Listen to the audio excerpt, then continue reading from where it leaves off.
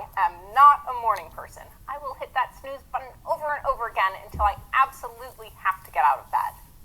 Staying up late and waking up late are two of my bad habits that I want to break. So I thought maybe knowing the science behind why sleep is important could help motivate me to catch some more Z's. I called up Dr. Sally Ibrahim. She's a sleep specialist at UH Rainbow Babies and Children's Hospital. I started by asking her to tell me a little bit about her work. Take a look.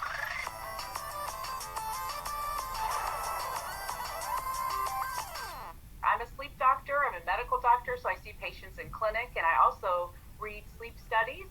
When people go to spend the night in the lab, we get some data and we understand what their sleep disturbances are.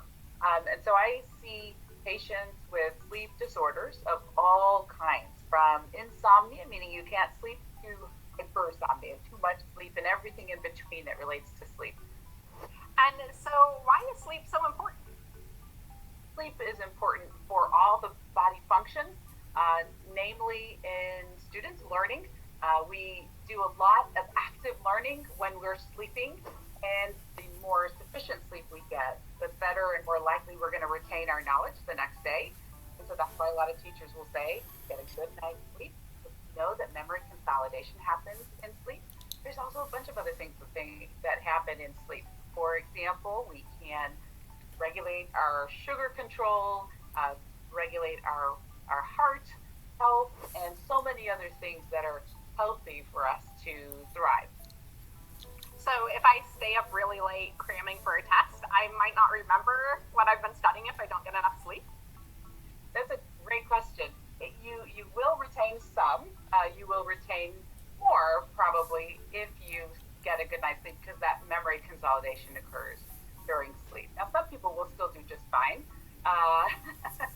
but we know that you're probably studying more than just on that night, and so every single night counts leading up to that so that you can retain that knowledge. Okay, and so how much sleep should someone who is 8 to 12 years old get?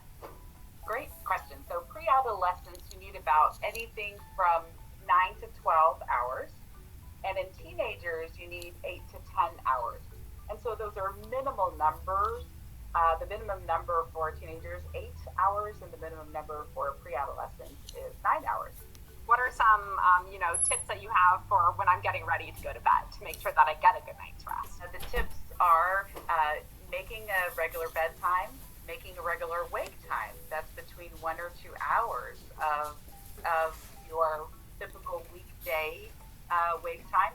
Some students, my daughter included, who's in 6th grade, thinks that it's okay just to get all your sleep on the weekend. But the weekend's only a couple of days. We have that full 5 days to really work with. We want to avoid caffeine, and that can look like a lot of things. Chocolate being one, close to bedtime, and with dinner. And we want to reduce our stress levels and make some progress towards bedtime when it's time for bedtime. And you said that your daughter had some tips about electronics at night.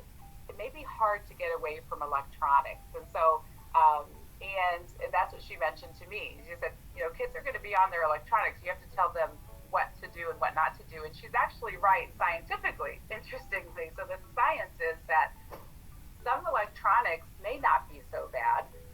It depends on what we're doing on it. And if those so things that are very engaging, when our mind is really active, will be bad for us. Some of the things that may be more helpful are things like listening to music that's soothing, relaxing, not so alerting, things that just calm us. There could be a nice, easy podcast to listen to, for example, something to put our mind in a relaxed position. So you got to be really smart about what you're doing at night so that when you wake up, you'll be smarter. Choose wisely. That's right.